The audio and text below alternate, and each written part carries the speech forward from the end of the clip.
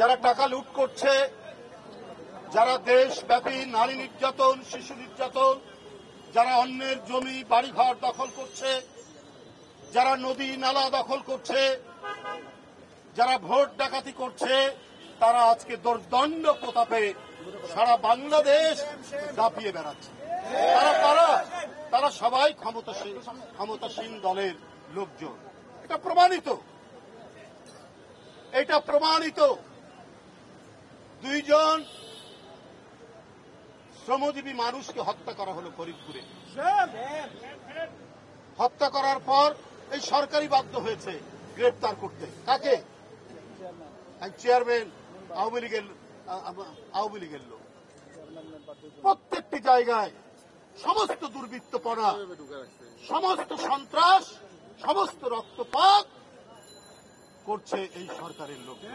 কারণ এদেরকে দিয়েই তো অন্যায় করানো হয়েছে, এদেরকে দিয়েই তো বিএনপির এবং গণতন্ত্রকামী মানুষের মিছিলের উপর আক্রমণ চালানো হয়েছে, এদেরকে দিয়েই এরাই গ্রামে গঞ্জে জনপদের পর জনপদে পুলিশকে বাড়ি চিনিয়ে দিয়েছে। এইটা বিএনপির লোকের বাড়ি, এটা যুবদলের বাড়ি, এটা ছাত্রদলের নেতার বাড়ি। এরা এখন আস্কারা পেয়েছে বলে আমরা শেখ হাসিনার জন্য এত অবৈধ, এত অপকর্ম করলাম, আর আমরা অপকর্ম করলে শেখ হাসিনা আমাদেরকে ধরবে কেন? তাই তারা একটা অলিখিত ফ্রি লাইসেন্স পেয়ে গেছে মানুষ হত্যার, টাকা লুটের, টাকা পাচারের। একের পর এক তারা এই কর্মকাণ্ড করছে। বাংলাদেশ ব্যাংকে সাংবাদিকদের যাওয়া নিষেধ, একটা অলিখিত ঘোষণা দিয়ে নিষেধ করা হয়েছে। কেন? ব্যাংকের কত টাকা চুরি হয়েছে, আর এই টাকা যারা লোপাট করেছেন তারা হয় আওয়ামী লীগের এমপি ছিলেন বা আছেন, অথবা মন্ত্রী, অথবা আওয়ামী লীগের ঘনিষ্ঠ।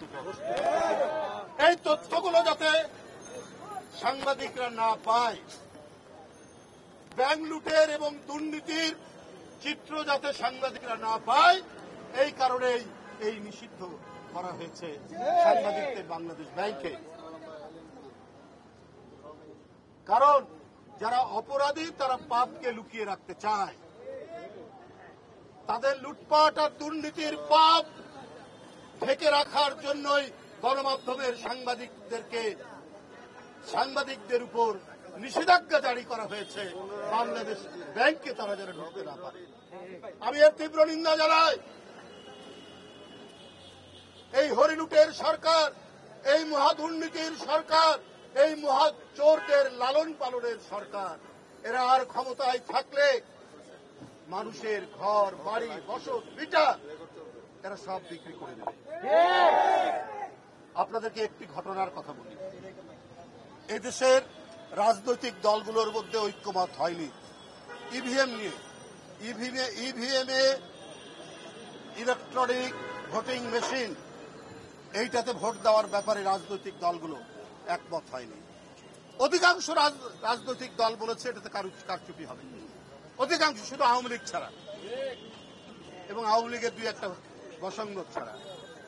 তারা 2018 সালের আগে এই ইলেকট্রনিক ভোটিং মেশিন ইভিএম এ ভোট দেওয়ার জন্য 3,825 কোটি টাকার 1.5 লক্ষ ইভিএম মেশিন কিনেছে।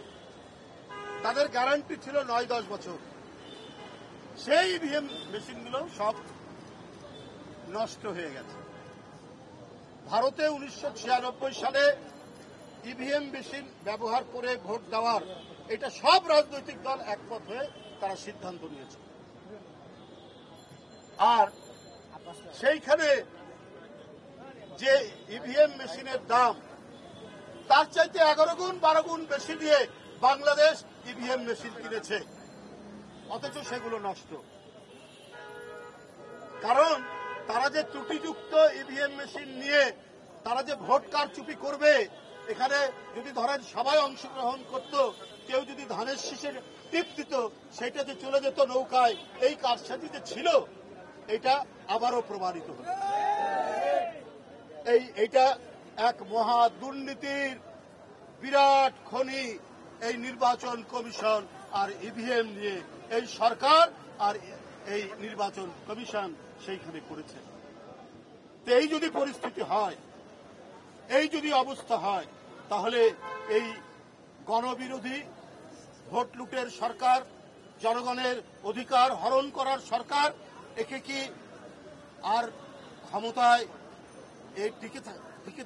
টিকে থাকা কি এটা আমাদের দেখতে হবে, না এর বিরুদ্ধে আমাদের সংগ্রাম পরিচালনা করতে হবে।